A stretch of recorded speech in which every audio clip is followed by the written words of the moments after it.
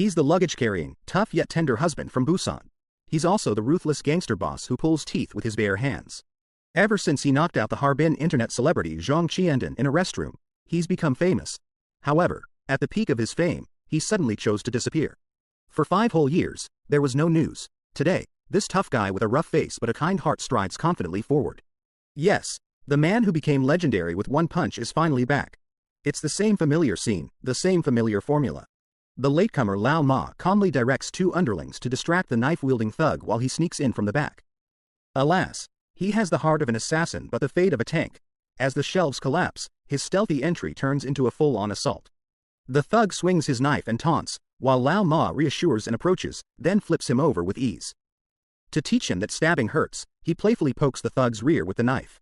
The humiliated thug tries to bite, but Lao Ma's signature punch knocks him out cold.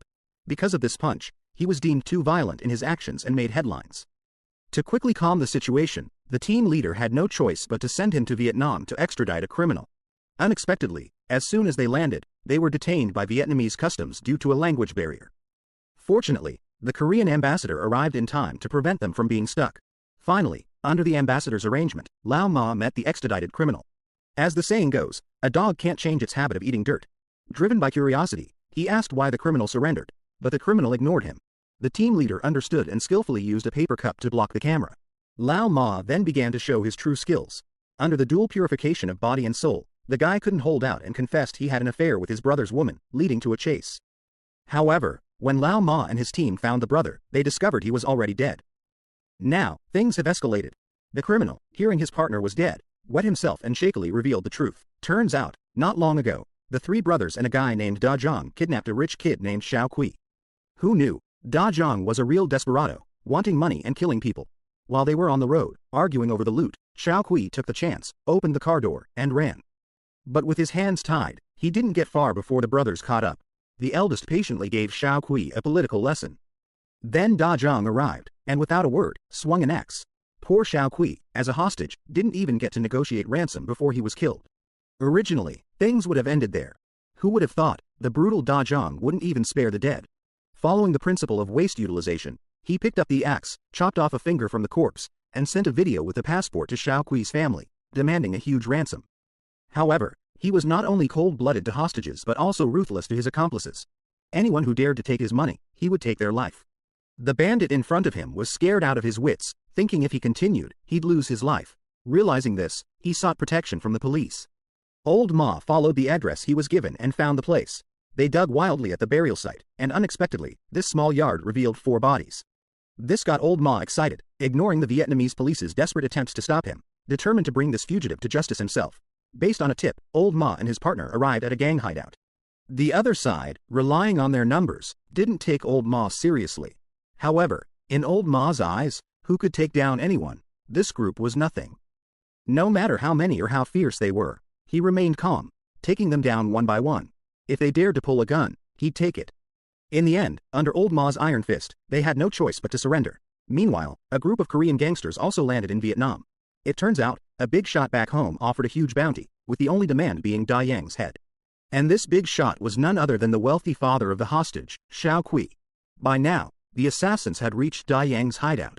Coincidentally, the 2 brothers weren't home, so the leader took all the cash and had his men lie in wait, ready for Da Zhang to walk into their trap.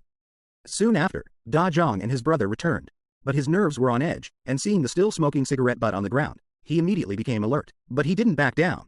He calmly opened the door. The assassins inside were on guard. Unexpectedly, Da Zhang turned and went into the bathroom. An assassin cautiously checked, and as Da Zhang opened the bathroom door, Xiao Jian entered. Suddenly, fists and axes flew, blood everywhere. Da Zhang was like a war god, Xiao Jian like a death god. The brothers were like tigers among sheep. Though outnumbered, none were a match. Soon, the assassins were defeated. The leader tried to act tough but was stabbed by Da Zhang. In pain, he revealed Lao Kui. Da Zhang called Lao Kui, but Lao Kui dismissed him, threatening him. Meanwhile, Lao Ma hurried to the scene but was too late. When he arrived, it was a mess. They began collecting clues and set up an ambush. Nearby, Da Zhang suddenly picked up the leader, who was caught off guard and got slashed on the shoulder. Seeing the leader injured, Lao Ma quickly carried him away. The fight boosted Da Jing's confidence. Unaware the fat man was the real war god. Facing 2 armed thugs barehanded, he wasn't fazed. Seizing the moment, Xiaojian was knocked out first, leaving Dajong stunned. The script seemed off, and he turned to flee. But with Luoma's eyes on him, there was no escape. Just as he was about to be captured, Xiaojian woke up in time to hold Luoma back, allowing Dajong to escape. After Luoma dealt with Xiaojian and chased outside, Dajong was already gone. The situation escalated, alerting the Vietnamese police. Despite their reluctance, Luoma and his partner had to leave the country. Unbeknownst to them, Dajong had already made his move. Dajong had already appeared back home. Seoul, Korea, calm for years, was about to face another storm. Seoul, a city where violence and order coexist. Darkness and justice walk hand in hand. As a bald man who smuggled into Korea, the worst part of his life wasn't falling into the underworld but being targeted by Luoma and becoming an informant. Familiar monkey trick not only shattered his last shred of dignity but also captured his years of hardship under Luoma's pressure. He was forced to reveal Dajing's whereabouts. Meanwhile, the wealthy Mr. Kui also received news of Dajing's return to the country. This time, he was determined and hired the Yanbian Victory Army at a high price to give Dajong a surprise. Unexpectedly, when he entered the elevator with his bodyguards, a young man followed them in. Yes, this person was the fearless Dajong. He turned to glance at Mr. Kui, who didn't recognize him, and then calmly introduced himself. The bodyguard used his size to pin Dajong against the wall. Just as Dajong was about to be defeated, he steadied himself, pulled out a knife, and stabbed the bodyguard in the heart. Mr. Kui could only watch helplessly as his bodyguard died on the spot. Meanwhile, in the basement, a van with the Yanbian fighters Mr. Kui hired was distributing weapons. But they were discovered by two of Dajing's accomplices. Suddenly, the van doors were flung open, and the two thugs attacked the people inside. It was a chaotic stabbing. Thus, the so-called weakest Yanbian squad in history didn't even figure out who the enemy was before they were all taken out. Soon after, Dajong repeated his tactic, cutting off Mr. Kui's finger to demand ransom.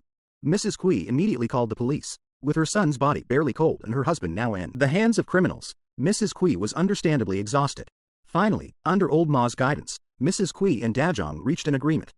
To ensure Mr. Kui didn't meet the same fate as their son, they agreed to exchange money for his release. Old Ma, to avoid alerting the criminals, forcibly recruited Baldy as the driver. Poor Baldy was thus dragged into the rescue operation. Then, old Ma's team split into two groups. One accompanied Mrs. Kui to play a cat-and-mouse game with the cautious Dajong, while the other followed clues to find the kidnapped Mr. Kui. Fortunately, with the help of his men, they quickly found the unconscious hostage. However, just as they were about to leave, Dajong, hiding nearby, took the opportunity to ambush and stab him. Luckily, the support team arrived in time, scaring Dajong away. Meanwhile, old Ma learned that Mr. Kui was safe and immediately ordered his men to close in.